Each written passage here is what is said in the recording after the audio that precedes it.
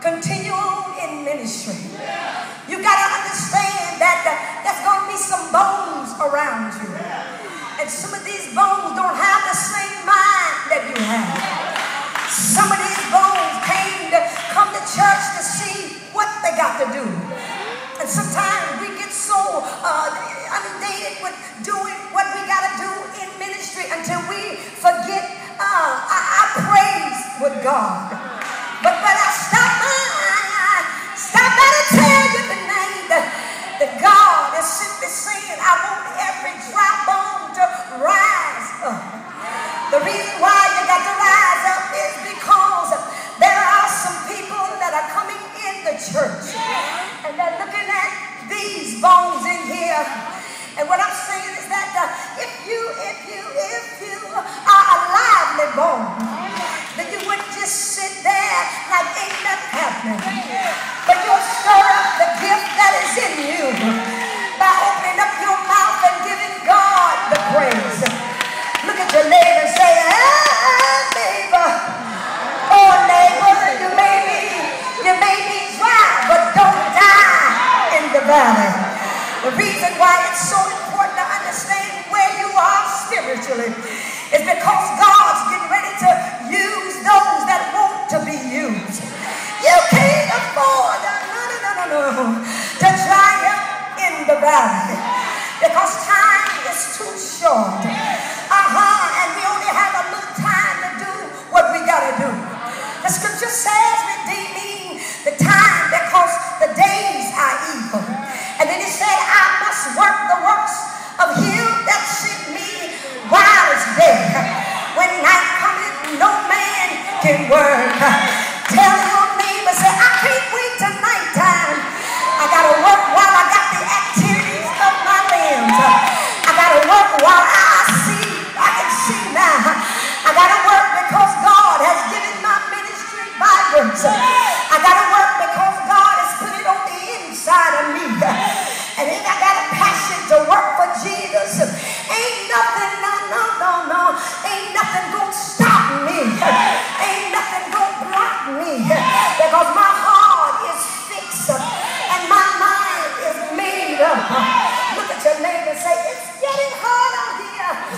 Yes, it is. But you can't give up now. Because God's getting ready to use you like never before. You can't dry up now. You can't dry out because you see sin is everywhere. But God is simply saying, I've chosen you, oh God, of the furnace of affliction.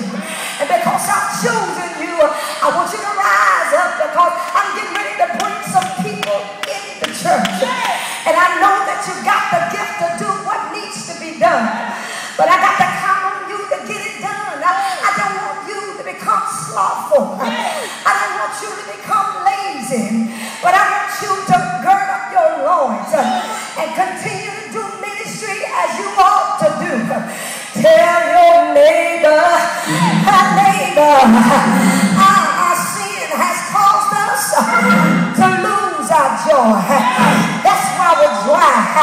Sin has caused us to have no foundation and no substance. That's why we're dry. Sin has caused us to have no prayer life. That's why we're dry.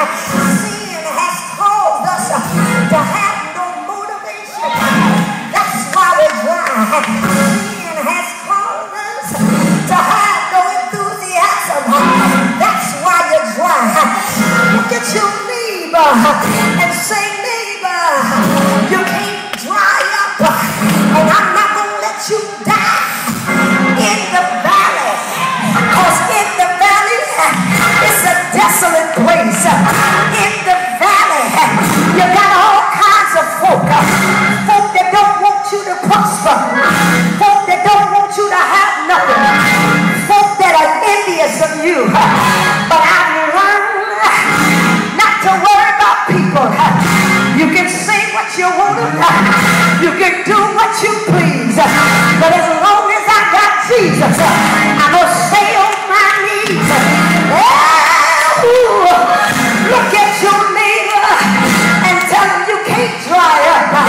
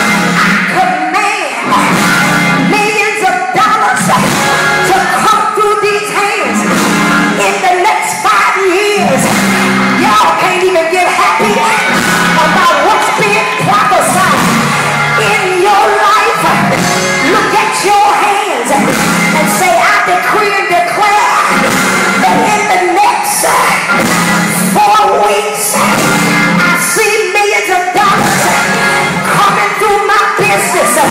In the next 4 weeks, I see money coming from the north, south, east, and west. In the next 4 months, I see God putting me at the head, because I'm the head and not the tail. I'm above and not beneath. He's granting me with a whole lot of favor. Look at your hands and say, I decree and declare that creativity come through these hands, that even when I go to the computer, God will guide me to the right site to get what I need to push me forward. Can I get a witness?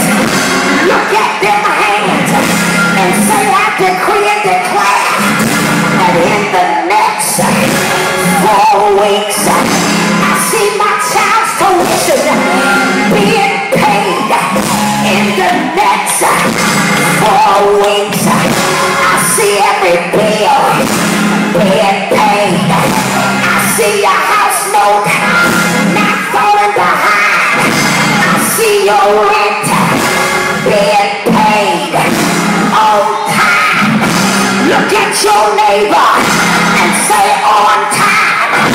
Not 2 days late, not 5 weeks late, but on time. I speak it. That's why you can't dry up, because the wealth of the wicked is laid up for the just. Tell your neighbor, you can't dry up. There's too much money that you ain't made yet. And guess what? It's waiting on you. Do y'all believe it? Holler at your girl and say, I believe. I know the money is coming from all directions. Money is coming from family members. Money is coming from the court system. Money is coming. Open up your mouth and say, I see money. I see it coming. It's coming to my house. If that's you, open up your mouth and say, I can't dry up. Neither will I die, but I will make a joyful noise unto the Lord. All ye lands, I'm gonna serve him with gladness. I'm coming before his courts with praise. Enter into his gates with thanksgiving, because I know what he told me. And if I spoke it, I know it's gonna happen. Tell your neighbor, say neighbor, neighbor, say neighbor. I don't know about you, but I got a feeling that something good is about to break